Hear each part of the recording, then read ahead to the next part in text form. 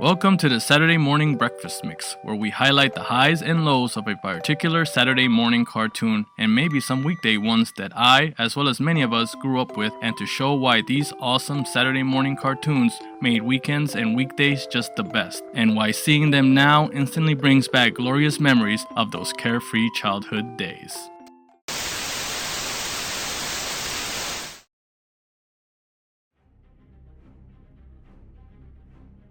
The vastness of space. Known to many as the final frontier, many want to explore it and find the wonder and uncover the mysteries that it holds. Our solar system is just a tiny atom in a vast galaxy, itself one of many billions we can see from the Earth and countless more beyond the cosmic horizon. We cannot ignore the importance of space exploration, nor be complacent in its meaning to all of us. It is within this that we meet an intrepid group of astronauts. Reed Richards, Sue Storm, Johnny Storm, and Benjamin J. Grimm. A group of adventurers that are jettisoned off to discover the mysteries of space, but something happened along the way. Flying towards a cosmic storm, the spaceship encounters a bombardment of cosmic radiation, causing both the mission to be aborted and the craft to crash. Emerging from the ruins of the spaceship, they discovered that the radiation had mutated their bodies and changed them forever.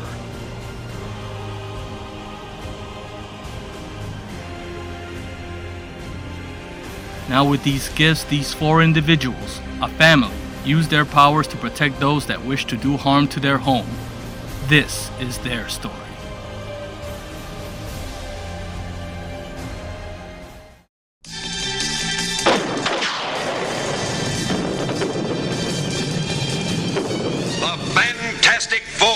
Starring Reed Richards, Sue Richards, Johnny Storm, Ben Grimm. Reed Richards with his power to stretch. The Thing with the strength of 1,000 men. Johnny, flame on, torch. And Sue, the invisible girl. The Fantastic Four, united in their fight against interplanetary evil. Fantastic!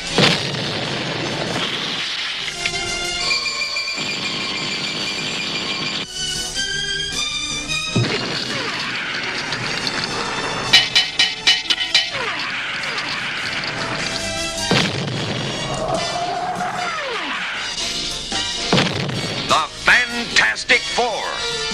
Fantastic.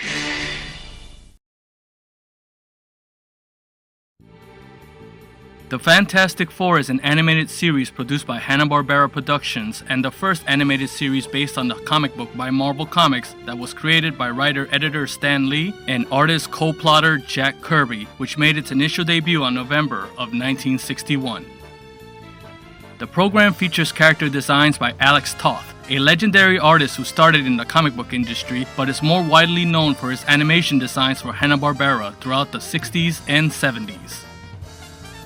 He worked for Hanna-Barbera as the main character designer to many of the superhero shows such as Space Ghost, The Herculoids, Birdman, amongst many others. The cartoon aired on ABC from 1967 to 1970 and lasted for 20 episodes, with repeat episodes airing on ABC until the network canceled the program.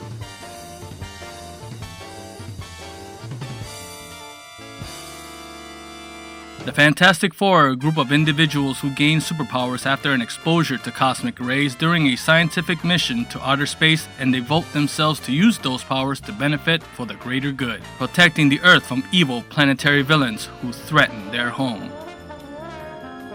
The Fantastic Four consist of Mr. Fantastic, Reed Richards, a scientific genius and leader of the group who can stretch his body into incredible lengths and shapes.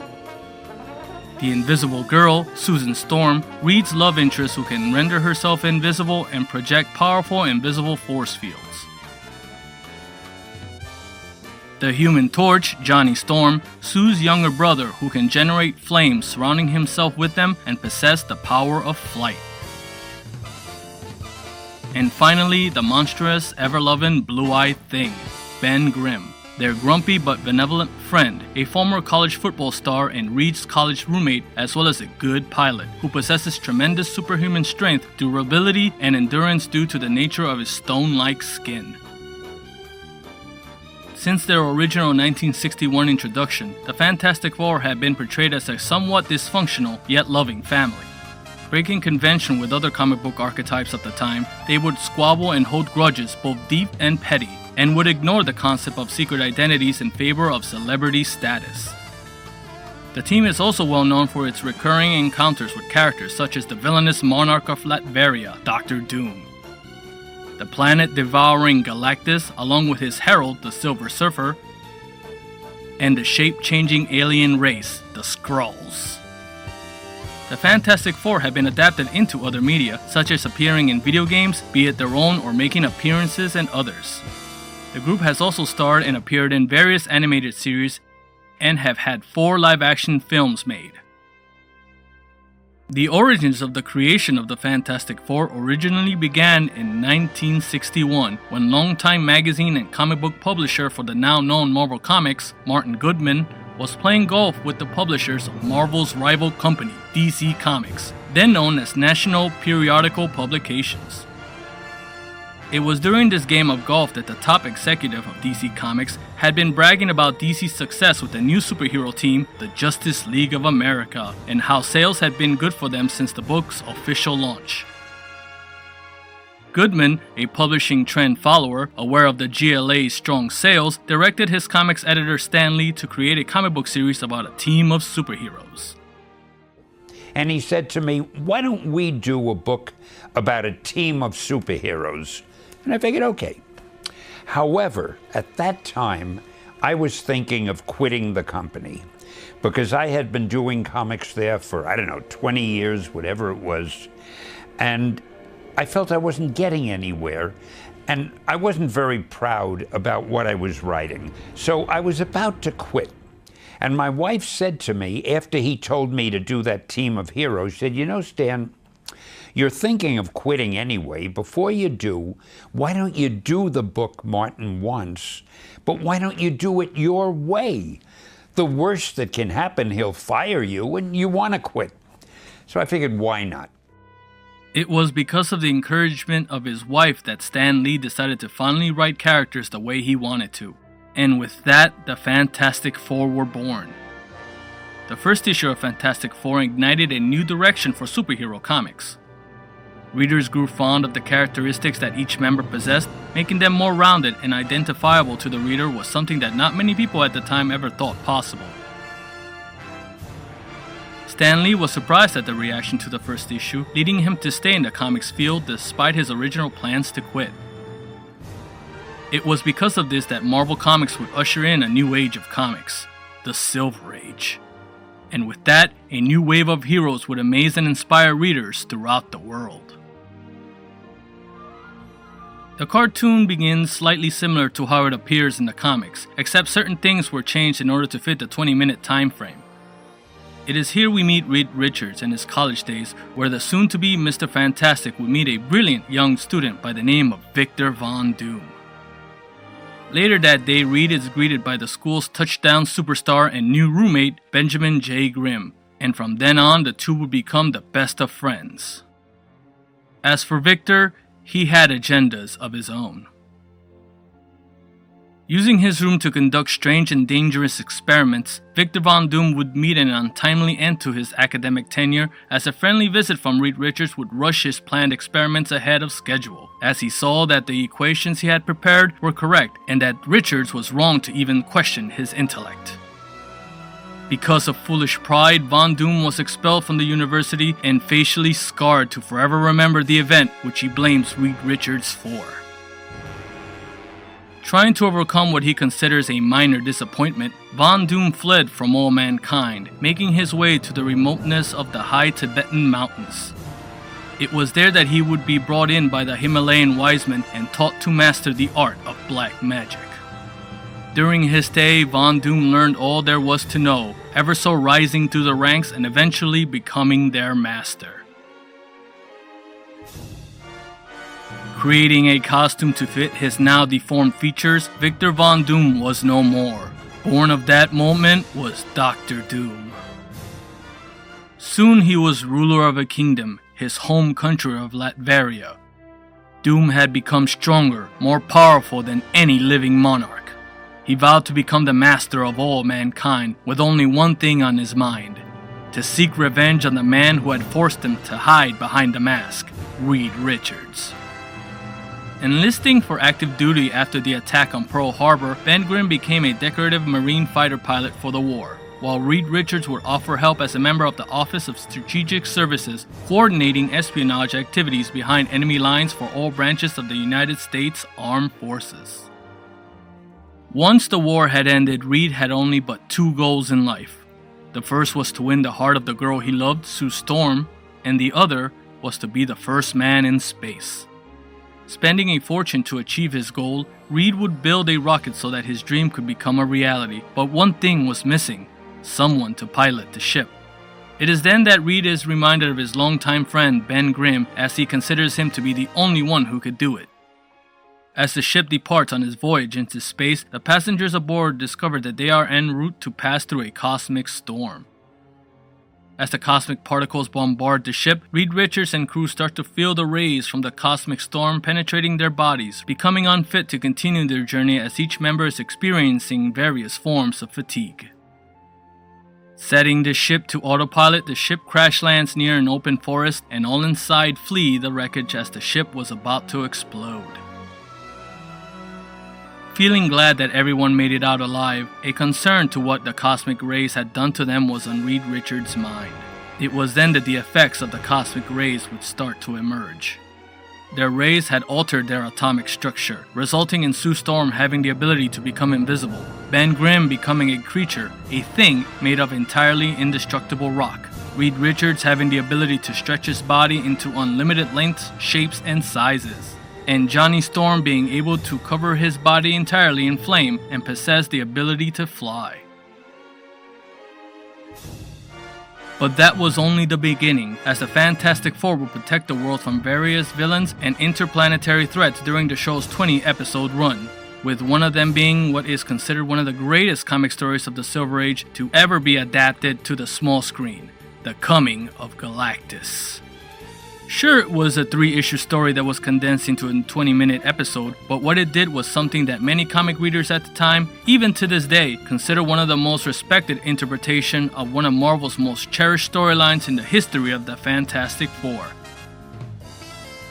Oh, did you know? This was the only Hanna-Barbera cartoon that is based off a Marvel comic property.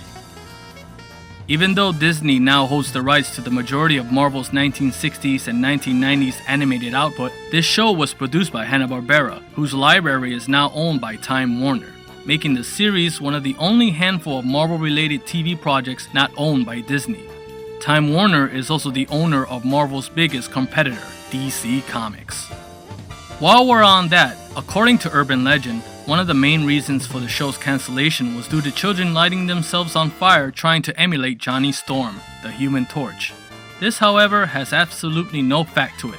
The real reason as to why the show was abruptly cancelled was due to parental concerns about TV violence in the late 1960s. Although Benjamin J. Grimm, the Thing, has always been closely identified with the Fantastic Four, he did star as a solo character in a bizarre and short-lived 1979 animated series, placed alongside a spin-off of the Flintstones in the package show Fred and Barney Meet the Thing. This incarnation of the Thing was a scrawny teenage Benji Grimm who would transform into his heroic identity with his Thing rings, one worn on each hand, by bringing his fists together to connect the rings and saying, "Thing ring, do your thing!"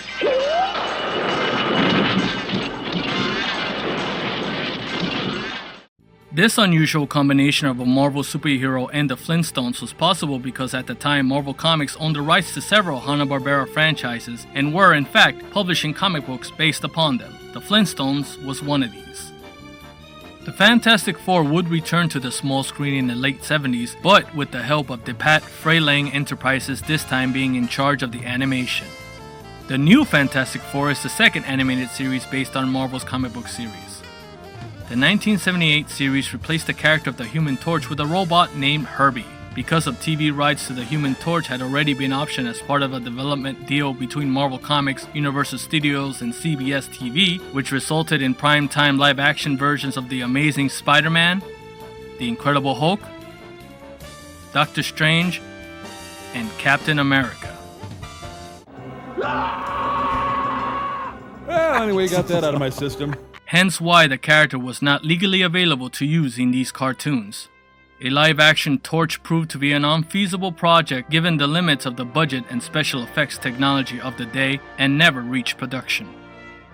At 13 episodes, this was the shortest Fantastic Four TV series ever made and made Herbie one of the most hated characters in the Fantastic Four mythos. Finally, as I mentioned before, the character designs were made by longtime Hanna-Barbera artist Alex Toth. He had a hand in creating many memorable characters during his tenure there, but none more memorable than when he was in charge of character and vehicle designs, along with storyboarding and producing one of the most iconic superhero shows that's still cherished to this day, the TV series Super Friends. There can be no doubt that this cartoon ranks as one of the best, if not the best cartoons ever produced by Hanna-Barbera. Fantastic Four was and still is a fun watch to even these modern times. These cartoons were made when companies understood that translating a comic to the screen requires keeping intact the elements that made the comic enjoyable and successful. If you enjoy the Lee Kirby era of the Fantastic Four, you will enjoy these faithful adaptations.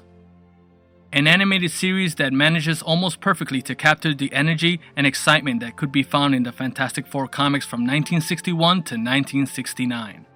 The Fantastic Four themselves are well presented by their characterizations in this series, and as with most Hanna-Barbera cartoons, the show does not talk down to kids. Watching reruns of the show during the early days of the Cartoon Network, I loved this version of the Fantastic Four, and I still do. It has all the right ingredients of action, humor, memorable characters, and stories. They have traveled across the planet saving the world against various threats, countless villains and individuals who have but evil intentions in their mind. Yet through all this, they remain close friends, and more importantly, a family. Take a chance on it, and maybe, just maybe, you might like it too. Thank you so much, and remember, when it comes to cartoons we grew up with, that to truly appreciate something, you have to accept its strengths and its faults, no matter what they are, because when that happens, you can appreciate how amazing it was and how amazing it continues to be.